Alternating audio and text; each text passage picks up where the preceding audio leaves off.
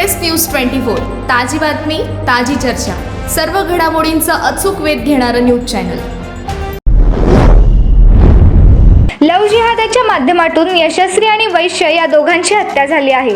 या घटनांचा निषेध करत इचलकरंजीतील विश्व हिंदू परिषद आणि बजरंग दलानं हत्या करणाऱ्या त्या धर्मांध जिहाद्यांना फासावर लटकवावं, तसंच धर्मांध वृत्तीला बळ देणारे मदरसा, मस्जिद, दर्गा सरकारच्या नियंत्रणात आणण्याची मागणी केली। या मागणीचं निवेदन शिष्टमंडळानं आज प्रांताधिकारी मोसमी चौगुले यांना दिलं।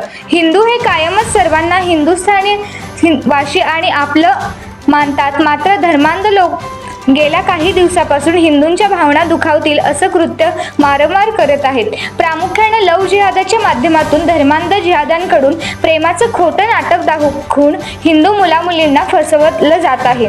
यातून विनयभंग, बलात्कारासारख्या घटना घडत असून यशस्वीचा निर्घृण खून झाला।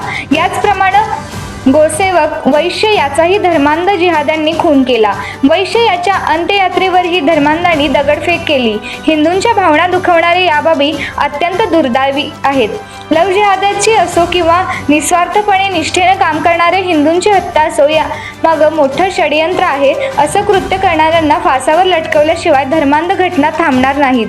त्यामुळे यशस्वी आणि वैश्य यांचा खून करणाऱ्यांना फासावर लटकवावं, राज्यात लव्ह जिहादाविरोधी कायदा मंजूर करावा, धर्मांधपणाचे शिक्षण दिलं जाणाऱ्या प्रकरणी चौकशी करावी, तसंच मदरसा, मस्जिद, दर्गा सरकारच्या नियंत्रणात आणावीत, यासह विविध मागण्या इचलकरंजीतील विश्व हिंदू परिषद आणि बजरंग दलानं केल्या आहेत। यशस्वी आणि वैश्य यांच्या हत्येचा निषेध करत आज या मागण्यांसाठी शिष्टमंडळानं प्रांताधिकारी मोसमी चौगुले यांची भेट घेऊन निवेदन दिलं। शिष्टमंडळात मुकेश चोथे, अमित कुंभार, दिगंबर भिलुगडे, सर्जेराव कुंभार, रोहित घाडगे, भिकाजी पाटील, राम गळदगे, रावसाहेब चौगुले, रविकरण हुक्कीरेकर, प्रवीण सावंत, रावसाहेब चौगुले यांचा समावेश होता।